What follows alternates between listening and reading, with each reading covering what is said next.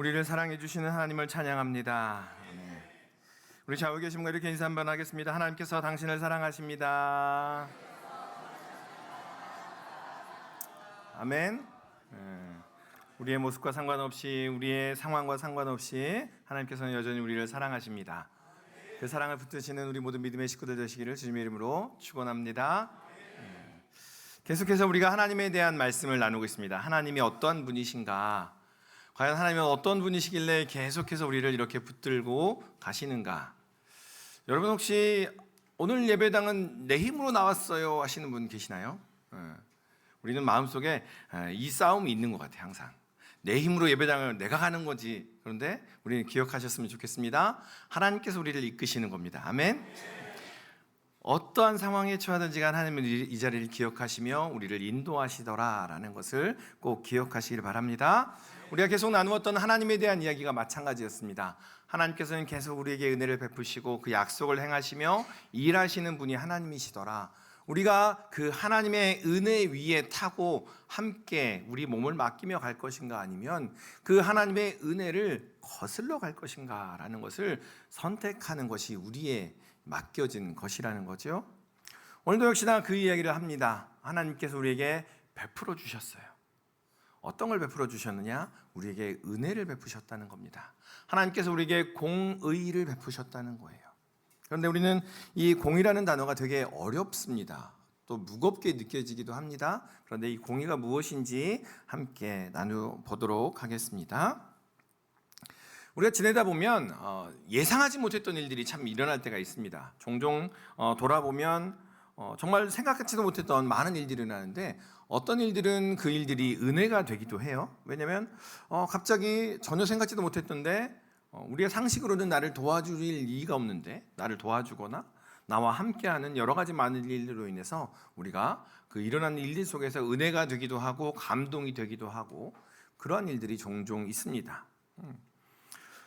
어떤 일들이 은혜가 되는 이유 중에 하나가 상식을 넘어서서 함께 하기 때문에 그런 경우가 있지요. 세상은 이야기합니다. 그거는 이렇게 뺏어야 돼. 내가 움켜쥐는 거지. 이렇게 하면 내가 갖는 거야. 그러면 너 손해봐 라고 이야기하는 것이 우리의 일반적인 패턴인데요. 어떤 사람들은 손해를 보아도 주머니를 열고요. 어떤 사람들은 해를 입어도 자신의 시간을 드리는 이들이 종종 있습니다. 그러한 이야기를 듣게 되면 참 깊은 감동이 오게 되고 어떤 은혜가 임하게 되지요. 그런데 그러한 은혜를 경험한 사람들은요, 그런 상식을 넘어서는 은혜를 경험한 사람들은 그 삶을 바꾸는, 삶이 바뀌는 그러한 경험들을 하게 됩니다. 여러분 그 한살림이라고 아시나요? 이렇게 막 그 새벽에 배송하기도 하고 좋은 거, 이렇게 좋은 거라는 인식이 되게 있죠. 그런데 그 한살림이 단순히 그냥 뭐 음식을 배송하거나 그런 것이 아닌 건 아시죠? 뭐 도농 직거래를 통해서 농촌이 살아가는, 어떻게 하면 농촌이 살 수 있을까를 연구하기 시작한 것이고, 유기농과 생명 공동체를 시작한 것이 바로 한살림입니다. 그런데 그 생명 공동체 운동을 시작한 그 무의당 장일순 선생님의 이야기입니다. 어느 날 한 여인이 무의당 선생님을 찾아와서 이야기를 합니다. 선생님, 제가 소매치기를 당했어요. 제가 소매치기를 당했는데, 기차에서 소매치기를 당했는데 그 금액이 어떤 거냐면요, 그 돈이 우리 딸 혼수할 돈이에요. 어떻게 해요 선생님? 막 이러면서 애 같아서 이야기를 하는 겁니다. 그 무의당 선생님께서는 역전 노점상들을 통해서 그 소매치기를 찾아냈습니다. 어떤 사람인지 찾아내서 그 소매치기를 찾아냈는데, 우리가 쉽게 생각하기는 경찰에 인계하겠지라고 생각을 합니다. 그런데 무의당 선생님께서는 경찰에 인계하지 않고 그를 달래고 설득해서 남아있는 돈을 받아냅니다. 그리고 거기에 무의당 선생님의 본인의 돈을 더해서 그 여인에게 건네줍니다. 딸의 혼인을 잘 치르세요 라고. 여기까지만 해도 참 은혜가 되죠. 그런데 이 무의당 선생님께서 그 후로도 소매치기를 가끔 만나셨다는 거예요. 만나셔서 밥을 먹고 식사를 하면서 계속 이야기를 하시는데 이런 이야기를 하셨다고 합니다. 미안하네. 내가 당신의 영업을 좀 방해했네. 내가 당신의 영업을 좀 멈추게 했어. 미안해. 그런데 오늘 이렇게 밥을 사주는 거는 미안함에 내가 미안해서 밥 사는 거야. 그러니까 밥 열심히 먹어. 여러분, 이 관계 이후에 이 소매치기가 다시 소매치기 하러 갔을까요? 이 일 후에 이 소매치기가 다시 그 일을 하러 갔을까요? 아마 가고 싶은 마음이 들 때마다 무의장 선생님과 함께 먹었던 그 밥이 생각이 났을 거고요. 가는 순간순간마다 함께 했던 그 시간들이 생각이 나서 아마 참아 가지 못했을 겁니다. 하나님과 우리와의 사이에 관계가 혹시 이와 같지 않을까요? 우리는 여전히 부족해요. 우리는 때때로 넘어지고 쓰러지고 부족합니다. 우리 마음에서는 여전히 계속해서 치밀어 오르는 것이 어떻게 하면 하나님 모른 척 다른 일을 해볼까? 그런데요, 그럼에도 불구하고 하나님께서는 계속 우리를 향하여 야, 밥 먹자. 야, 나랑 함께 하자. 나랑 함께 노래하며 나와 함께 춤추며 나와 함께 예배드리자라고 이야기를 하시더라라는 거예요. 하나님은 우리와 거룩하고 바른 관계를 맺으셨습니다. 아멘. 이 관계 위에서 우리를 바라보시더라라는 거예요. 이러한 관계 위에서 여러분 한 분 한 분을 바라보시며 여러분을 인정하시더라라는 겁니다. 그리고 그 관계를 기준 삼아 우리를 의롭다라고 이야기하세요. 여러분 좌우에 계신 분 바라보시면서 다시 한번 인사할까요? 당신은 의로우신 분이십니다. 마음에 막 찔리시는 분이 계시면 안 되고요. 이 앞에 뭐가 생략이 돼 있어요? 하나님 보시기에. 아멘. 하나님 보시기에 우리는 의로운 존재예요.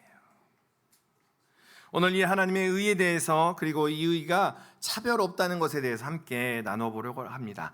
이것을 무엇이라고 하냐면 이 하나님의 의, 하나님의 차별 없이 우리를 지켜보시는 것, 이것을 하나님의 공의라고 이야기합니다. 따라 한번 해보겠습니다. 하나님의 공의.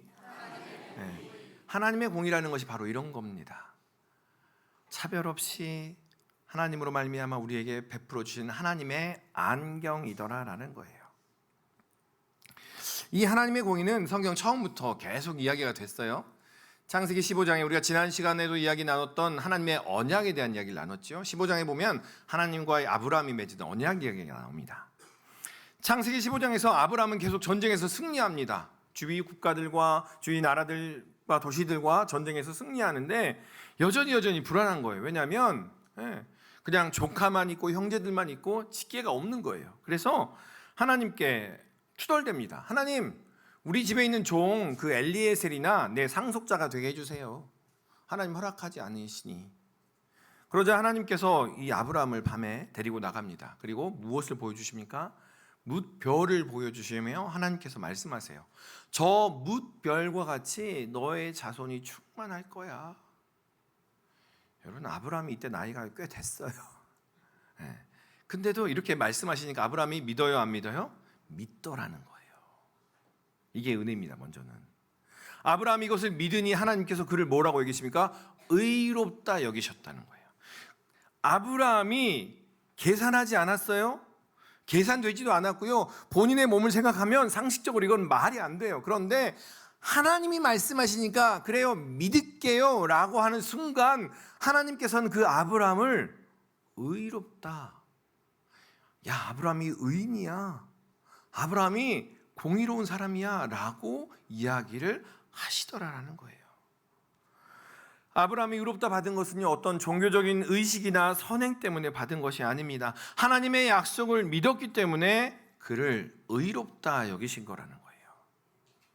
이 아브라함이 믿음으로 말미암아 의롭다함을 받았다라는 이야기가 계속해서 전달이 됩니다. 전해집니다. 그래서 오늘 로마서 3장에서 사도 바울이 또 이야기하더라는 거예요. 우리에게 새로운 한 의가 나타났으니 라고 이야기합니다.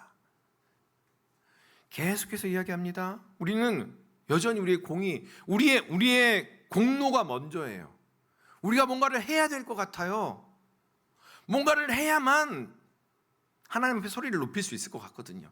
내가 떳떳해지는 것 같고 우리가 자랑스러워하는 것 같아요.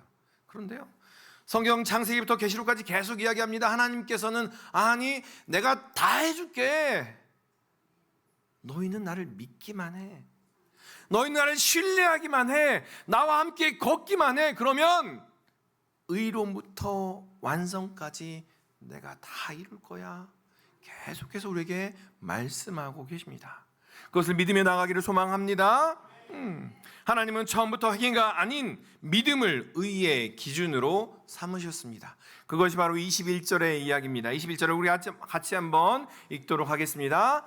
이제는 율법 외에 하나님의 한 의가 나타났으니 율법과 선지자들에게 증거를 받은 것이라. 아멘. 여기서 율법 외에라는 말은요, 율법을 무시한다는 얘기가 아닙니다. 그냥 세상의 질서를 무시한다는 얘기가 아니에요. 간혹 가다 보면 그런 분들이 계세요. 그리스도인들은 세상의 법 안 지켜도 돼. 아니요. 그리스도인들이 따르는 하나님의 법은요, 세상의 질서를 품어 안는 겁니다. 아멘. 그리스도인들이 따르는 세상의 하나님의 법은요, 세상의 법과 사상의 사랑을 품어 안는 겁니다. 그래서 율법과 선지자가 계속 해온 이야기들을 그 하나님의 의가 예수 그리스도를 통해서 완전히 드러났다라는 이야기예요. 여러분, 우리가 쉽게 관계에 의해서 뭔가를 혜택을 주거나 관계에서 친하다고 뭔가를 더 챙겨주면 이걸 뭐라고 해요? 특혜, 비리 뭐 이런 거잖아요, 그죠? 어머, 내가 친하니까 떡 한 조각 더 줄게 이러면은, 그죠? 그 마음 갖고 상하잖아요. 주일날 오후에 식당에서 밥을 먹다가 저 상에만 수박이 한 조각 더 있어. 그러면 우리가 그것 갖고도 마음이 상하죠, 그죠? 저 상에만 떡이 한 조각이 더 있네? 왜 옥수수가 저기만 있는 거야? 라고 보는 순간 우리의 마음이 상해가요. 우리의 마음이 그래요. 그런데 여러분, 그러면 하나님이 공의가 이런 거 아닙니까? 관계를 맺어서 죄를 용서해 주셨대요. 하나님께서 우리와의 관계를 맺어 죄를 용서해 주셨으니 그냥 덮어준 거 아닌가요? 라고 생각할 수 있어요. 율법을 무시한 거 아닌가요? 세상의 질서를 무시하는 거 아닌가요? 라고 생각할 수 있습니다. 그런데 율법과 선지자가 계속해온 그 예언이 누구를 통해서? 예수 그리스도를 통해서 완성되었다라는 거예요. 다시 말하면 죄의 대가를 누구를 통해서? 예수 그리스도를 통해서 완전히 치루었다는 얘기입니다. 아멘. 그러니까요, 우리가 죄 지은 것, 우리의 연약한 것, 우리의 부족한 것이 예수 그리스도의 십자가를 통해서 완전히 사라졌다는 거예요. 누가 보기에? 하나님 보시기에, 누구 보기에? 우리가 서로를 보기에 그 죄가가 완전히 사라졌음을 믿으시기를 소망합니다. 그것이 율법을 넘어서서 율법을 품어 안으신 하나님의 공의도라는 겁니다. 여전히 우리가 이렇게 소리를 지르며 이야기를 해도 우리 마음 한켠에 있어요. 저도 알아요. 뭔가를 해야만 조금 마음이 후련하고, 그래서 여러분을 위해서 이번 주 토요일 날 준비를 했어요. 교회 청소하시라고. 아시겠지요? 하나님의 그 공의는요, 우리의 모습, 우리의 가진 것으로 판단되는 것이 아닙니다. 하나님의 공의는 예수 그리스도를 통해서 완전히 드러난 공의입니다. 예수 그리스도께서 그 보혈로 그 모든 죄의 대가를 치르셨기에 우리가 받은 은혜, 하나님께서 우리를 의롭다 하시는 그 의롭다는 그 말씀은 완전하고 완벽한 것임을 믿으시기를 소망합니다. 아브라함이 경험한 믿음으로 의롭다함이 예수 그리스도의 십자가를 통해 우리 모두에게 나타났다라는 겁니다. 그것을 22절에 이렇게 사도 바울은 선포하고 있습니다. 곧 예수 그리스도를 믿음으로 말미암아 모든 믿는 자에게 미치는 하나님의 의인이 차별이 없느니라. 아멘. 여러분, 세상에서 우리의 이름을 높이는 방법은 참 많이 있지 않습니까? 착한 일, 도덕적으로 바른 일, 정직한 일, 명예로운 일, 그리고 토요일날 와서 청소하는 일, 계속 이야기할 거예요. 여러 가지 많은 일들이 있어요. 뭔가 보이지 않게 기분만 해도 이름이 높아가고요. 우리가 교회 안에서 함께 신앙생활하면서 우리의 이름을 높이는 것이 뭔지 다 알아요. 그런데요, 그게 의미 없다는 얘기가 아니에요. 소중한 일이에요. 그런데 하나님의 의를 얻는 데 있어서 하나님의 의를 얻고 우리가 하나님의 백성이 되는 것, 하나님의 생명책에 우리의 이름이 기록되며 하나님께서 너는 내 백성이야, 내 사람이야 라고 이야기되는 데는 그 공로가 아무 효과가 없더라라는 거예요. 우리는 계속해서 뭔가를 이야기합니다. 내가 이만큼 하면 하나님이 알아주실 거야. 그런데 여러분 어떠세요? 제가 가끔씩 갑자기 단어가 생각이 안 나요. 우리 백길, 아라뱃길 죄송해요. 네. 아라뱃길을 넘어가는 고가를 이렇게 지나가 보면 여러분은 익숙하시겠지만 최근에 이제 여기 한번 들어온 다음에는 나갈 새가 없는 거예요. 그래가지고 가끔씩 넘어가면 너무 가슴이 뻥 뚫리는 거예요. 그 멀리 보이고. 그죠? 다 보이면서. 그런데 그 순간 드는 생각이 이 속에서 우리가 지지고 볶고 있구나. 그렇죠? 우리가 그 고가만 올라가도 이렇게 보이는데 쫙 높은 산에 올라가서 딱 우리의 삶을 보면 어떻습니까? 우리 삶이 얼마나 보여요? 요만해 보여요. 여러분 비행기 타고 우리가 쭉 다녀보면 우리나라가 어떻게 보여요? 요만해 보여요. 우주에 가서 지구를 보면 어떻게 보입니까? 요만해 보여요. 한 코스모스라는 책에 보면 창백한 푸른 점 이렇게 표현을 했어요. 지구를 60억 광년 떨어진 곳에서 지구를 찍어봤대요. 그랬더니 지구가 점으로 보이더래요. 우리는 우리의 공로가 대단하라고 이야기해요. 그래, 의미 없다는 건 아닙니다. 중요합니다. 그런데 하나님 보시기에는 우리의 공로가요 요만해 보이더라는 거예요. 하나님께서 온전하게 유일하게 내놓으신 딱 하나 믿음만을 먼저 보시더라라는 거예요. 그 믿음이 있느냐 없느냐로 우리를 보시는 것이 바로 하나님의 공의라는 겁니다.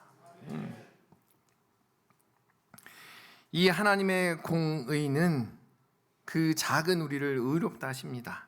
그 기준은 단 하나, 바로 믿음입니다. 이것이 바로 하나님의 공의입니다. 성경이 말하는 하나님의 공의는 도덕적인 발음을 넘어서는 겁니다. 그 도덕적인 발음을 무시하거나 간과하는 것이 아니더라는 거죠. 공은 사사로움이 없다라는 뜻이에요. 의로움은 의롭다는 뜻이죠. 다시 말하면 하나님의 공의는 누구에게나 동일하게 적용되는 발음과 차별이 없다라는 하나님의 의도움이라는 거예요. 어떤 사람에게는 더하고 어떤 사람에게는 덜하는 것이 아니라 믿음이 있으면 모든 이들에게 편만하게 펼쳐주시는 하나님의 의로움이더라라는 거예요. 그것이 바로 하나님의 공의입니다. 사사로움이 없기에 죄는 하나님은 죄를 반드시 다루십니다. 그러나 그 죄가를 예수님께서 이미 치르셨음을 믿으시기를 소망합니다. 구원은 우리의 행위나 자격에 의해서 얻어지는 것이 아님을 하나님의 공의는 계속해서 반복해서 이야기합니다. 십자가에 일리신 예수님의 보혈은 우리의 형벌을 온전히 주님께서 감당하셨음을 선포하는 확증이라는 겁니다. 우리가 십자가를 볼 때마다, 우리가 예수 그리스도의 보혈을 생각할 때마다 같이 생각하셨으면 좋겠어요. 나는 어떤 사람이다? 나는 의로운 사람이다. 십자가를 바라볼 때마다, 예수 그리스도를 그려볼 때마다 나는 의로운 사람이다라는 그 마음의 확증이 가득하시기를 소망합니다. 하나님께서 우리에게 그렇게 선포하고 계시는 겁니다. 그런데 그 공의에는요 계속해서 이야기합니다. 그 공의의 성격은 차별이 없대요. 유대인이든 헬라인이든 남자든 여자든 부자든 가난한 자든 선하게 살았던 사람이든 심지어 죄 많던 사람이든 믿음이 있으면 하나님의 의가 그곳에 임하더라 라는 이야기입니다. 아멘? 여러분의 표정이 별로 안 좋으세요.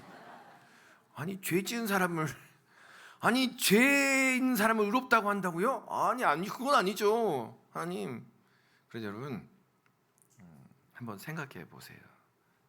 내가 어떤 사람인지, 한번 우리가 생각해 보자는 거예요. 내가 하나님 앞에 하나님 그럴 수 있습니까? 라고 이야기를 할 수 있는 그런 존재냐는 거죠. 하나님 저렇게 죄 지은 사람을 구원하실 수 있어요? 아니 하나님, 이렇게 이야기할 수 있는 존재가 우리냐라는 겁니다. 예수 그리스도를 믿는 자는 누구나 동일하게 의롭다 하심을 받습니다. 아멘. 그래서 로마서 24장 3장 24절은 이렇게 선언합니다. 같이 읽겠습니다. 그리스도 예수 안에 있는 속량으로 말미암아 하나님의 은혜로 값없이 의롭다 하심을 얻은 자 되었느니라. 아멘. 예수 안에 있는 속량으로 예수 그리스도께서 우리의 부족한, 우리의 연약함, 그 모든 것들을 품어 안으셨다라는 겁니다. 그 속량으로 말미암아 하나님의 은혜로 우리에게 의롭다 하심을 주셨습니다. 우리는 그냥 받는 겁니다. 우리가 취하는 게 아니고요, 받는 겁니다. 이 차별 없는 공의를 가장 극적으로 보여주는 사건이 출애굽기 6월절 이야기입니다. 오후 예배 때나 수요일에 자주 말씀드렸는데요. 하나님께서 이스라엘 백성을 이렇게 출애굽을 시키시잖아요. 10가지 재앙 아시지요? 출애굽을 할 때마다 하나님께서 10가지 재앙을 이스라엘 백성에게 또 애굽에게 행하십니다. 그 마지막 재앙을 내리실 때 이렇게 명령하시죠. 뭐라고 말씀하시냐면 어린 양을 잡아 피를 문설주와 인방에 발라라. 내가 그 피를 볼 때 너희를 넘어가리라 라고 말씀하세요. 넘어간다라고 해서 유월절입니다. 그날 밤 죽음의 천사가 이렇게 다니는데 그 천사는 뭔만을 봅니까? 그 피만을 보더라는 거예요.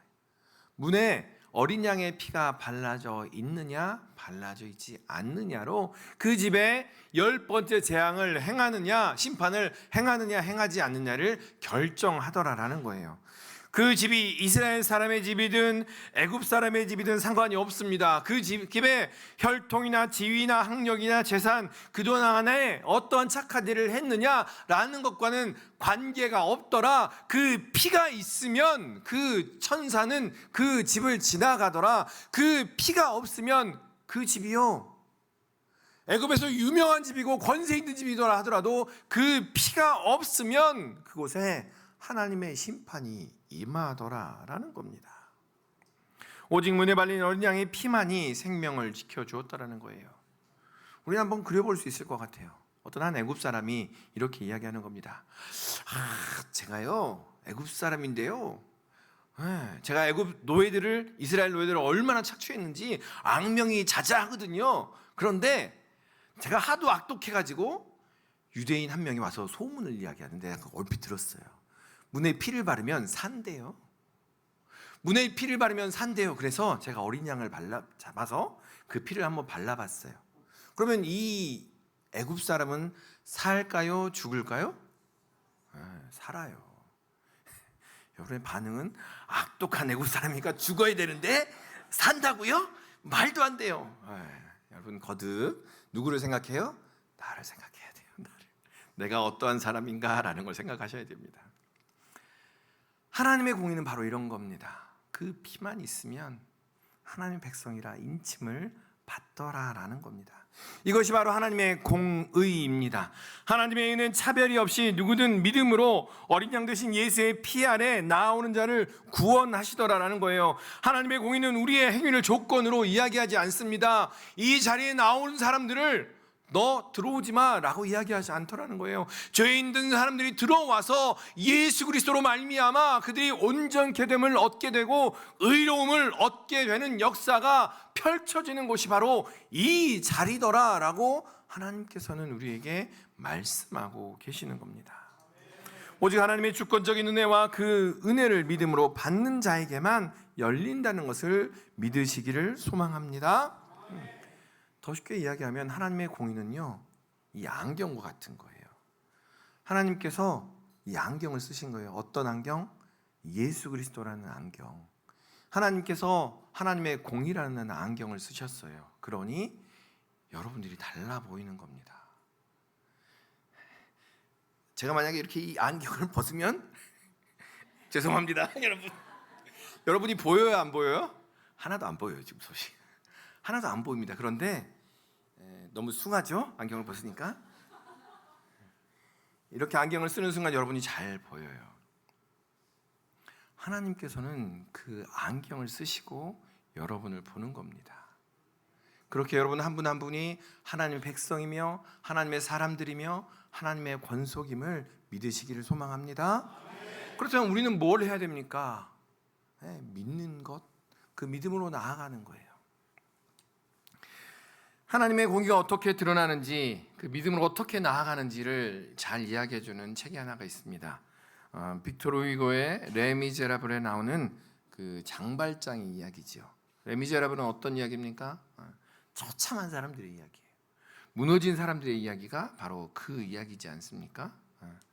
장발장이 가난함과 억울함에 의해서 여러 가지 억울한 일로 인해서 감옥에 갇히게 되지요. 그런데 그런 중에도 나와서 다니다가 주교의 은그릇을 훔치게 됩니다. 또 경찰에 잡히게 되지요. 또 잡혔을 때 갑자기 주교가 나타나서 뭐라고 이야기합니까? 왜 그 은그릇만 가져갔습니까? 여기 은초대도 가져가세요 라고 이야기를 하지요. 그래서 은초대를 가져가고 경찰에 잡혔을 때 그건 제가 준 겁니다. 은초대도 함께 가져가세요 라고 이야기합니다. 그리고 이렇게 이 주교는 덧붙입니다.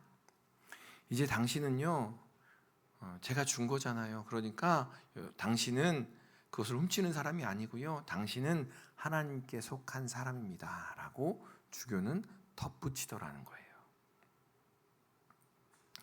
이 장면에서 주교는 법을 무너뜨리지 않았습니다.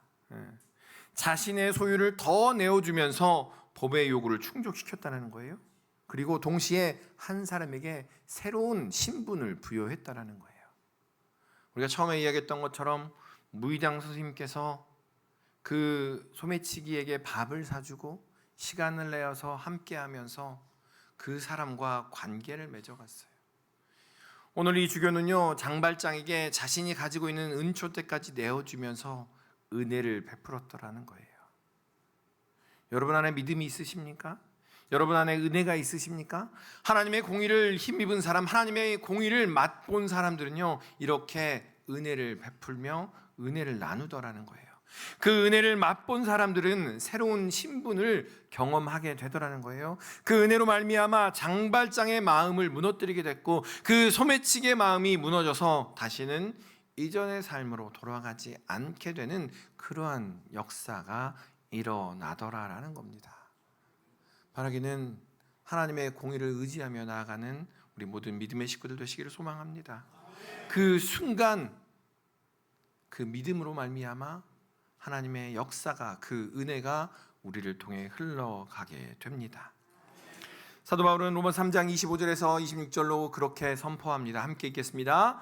이 예수를 하나님이 그의 피로써 믿음으로 말미암는 화목제물로 세우셨으니 이는 하나님께서 길이 참으시는 중에 전에 지은 죄를 간과하심으로 자기의 의로우심을 나타내려 하심이니 곧 이때 자기의 의로우심을 나타내사 자기도 의로우시며 또한 예수 믿는 자를 의롭다 하려 하심이라. 아멘.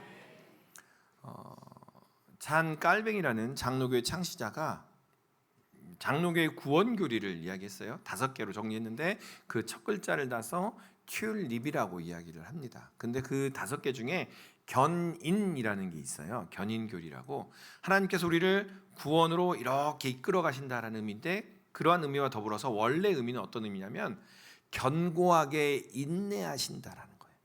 끝까지 하나님께서 인내하신다. 오늘 25절에 나오죠. 하나님께서 길이 참으신다는 거예요. 어디까지? 우리가 하나님의 그 공의를 믿고 믿음으로 나아가는 데까지, 우리가 믿음을 가지고 하나님께서 우리를 인도하시는 그때까지 하나님께서는 길이 참고 참으시며 우리를 용납하시더라라는 이야기입니다. 그것이 바로 하나님의 견인입니다. 탕자의 아버지가 탕자를 기다리는 것처럼 하나님은 오늘 이 순간에도 여러분을 기다리고 또 기다리고 계십니다. 사랑하는 우리 금포의 식구 여러분 혹시 생각해 보신 적이 있으십니까? 만약 구원의 조건이 행위라면, 구원의 조건이 헌금이라면, 구원의 조건이 봉사라면, 구원의 조건이 선행이라면, 헌금은 도대체 얼마를 해야 되며, 봉사는 도대체 몇 년을 해야 되고, 선행은 몇 번을 해야 할까 생각해 보신 적이 있으십니까? 만약에 그렇다면 우리는 그 조건을 채우느라고 평생을 불안과 두려움 속에서 살아가야 했을 것입니다. 구약의 사람들이 그랬지요. 죄를 한번 지으면 어떻게 합니까? 양을 끌고 와야 돼요. 염소를 끌고 와서 그것을 잡고 제사장은 피칠갑이 되고 그 양의 쪼개지는 양을 보며 쪼개지는 염소를 보며 아, 죄 지으면 이렇게 되는구나. 그렇게 피의 흔적 가운데 살아가는 매일매일 살아가는 사람들이 구약의 사람들이었어요. 그런데 예수 그리스도로 말미암아 그 모든 것들이 완전해졌습니다. 그래서 하나님의 공의는 오직 믿음으로만 주어진다는 겁니다. 그 사건, 예수 그리스도의 사건을 통해서 우리는 더 이상 소와 양과 같은 짐승을 잡을 필요가 없습니다. 예수 그리스도께서 십자가에서 단번에 그 모든 것들을 이루셨기에 믿음으로 나아가기만 하면 된다라는 겁니다. 그 순간 우리가 그 믿음을 고백하는 순간 하나님께서는 그 관계 위에서 우리를 의롭다 하십니다. 여러분이 교회 나온 지 하루가 되었든 30년이 되었든 40년이 되었든 그 공의는 차별이 없습니다. 과거에 죄 많은 인생을 살았든 사람에게 선한 사람으로 불렸든 예수 그리스도의 피를 의지하는 믿음이 있다면 그 사람은 동일하게 하나님께서 의롭다 칭하신다라는 겁니다. 혹시나 여러분 마음 한구석에 저 사람은 구원받기에 너무 나빠. 저 사람이 받은 구원이라면 나는 구원 안 받을래. 라는 마음이 혹시나 드십니까? 그렇다면 그것은 하나님의 공의를 오해하고 있는 겁니다. 하나님의 공의는 우리가 생각하는 상식보다 훨씬 더 크고도 깊다는 것을 믿으시기를 소망합니다. 그 공의는 오늘도 여전히 누구든지 믿는 자를 의롭다 여기신다는 겁니다. 그리고 우리에게 말씀하십니다. 그 공의를 믿는 너희는 이제 내 거야. 너희는 이제 새로운 피조물이야 라고 하나님께서는 거듭거듭 우리에게 말씀하시며 그 믿음으로 우리와 함께 나아가자라고 이야기합니다. 하나님, 내 죄가 있는데요. 하나님, 내가 잘못한 것들이 있는데요. 내가 예수로 다 못 박았다니 그것을 믿어라 라고 하나님은 계속해서 우리에게 말씀하시며 믿음으로 우리의 삶을 더 온전히 나아가라고 권면하고 계십니다. 여러분, 그 하나님의 손을 붙잡으시겠습니까? 아멘. 그 손을 붙잡고 나아가는 우리 모든 믿음의 식구들 되시기를 주님의 이름으로 축원합니다. 그 손을 붙잡고 우리를 이끄시며 그 손을 붙잡고 우리를 붙드시는 그 하나님과 함께 동행함으로 말미암아 풍성하게 하시고 온전하게 하시며 그 사랑 안에 우리를 잠기게 만드시는 그 하나님의 사랑과 함께 동행하는 한 주가 되시기를 주님의 이름으로 축원합니다. 기도하겠습니다. 아버지 하나님, 감사드립니다. 여전히 부족하다 느껴지고 여전히 미약하지만 그 십자가만을 바라보며 그 은혜만을 바라보며 나아가겠습니다. 주님께서 우리를 이끄셨으니, 주님께서 우리를 의롭다 하셨으니 그 믿음 가지고 나아가겠습니다. 그렇게 살아가겠습니다. 주여 함께하여 주시옵소서. 감사드리며 예수님 이름으로 기도드리옵나이다.